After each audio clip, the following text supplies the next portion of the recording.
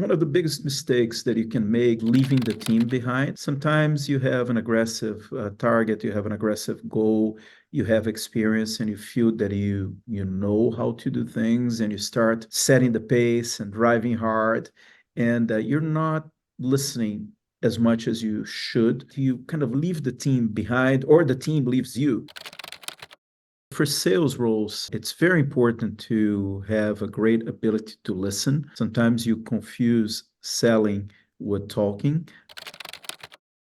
Given some of the limitations that we had in Brazil, I had to take over a lot of responsibility very early. That experience offset some of the lack of social capital that I had.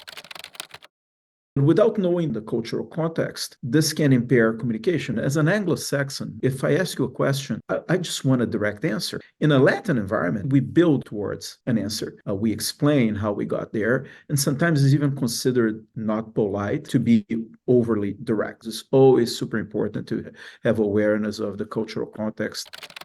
Discipline. Sometimes people associate selling with like the art of selling, that you need to be born as a seller. But the reality is there's a process. There are ways of doing things, and it requires discipline, as in most crafts.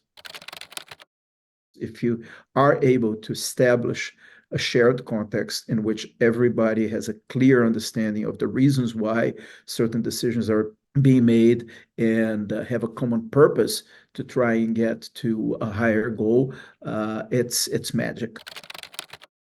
A good mentoring relationship can get very deep into not the how you're doing things, but why you're doing things. It's important that you're having a conversation with somebody that not only you trust and that you feel that brings some value to the conversation, but somebody that you're very comfortable with. Now, there is preparation needed also on your side as a mentee. You need to be ready to listen and be very open to feedback.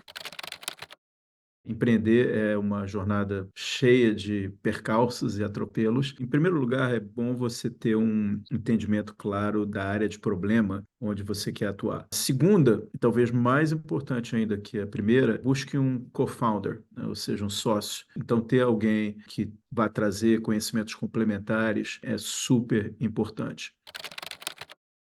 Quando eu estou contratando, normalmente eu não gosto de pessoas que mudam muito frequentemente. 3 anos é o período ideal, porque no primeiro ano você não tem a mínima ideia do que você está fazendo, no segundo ano você já aprendeu o trabalho, você está tomando decisões, você está implementando, e no terceiro ano você está vivendo com a consequência do que você fez.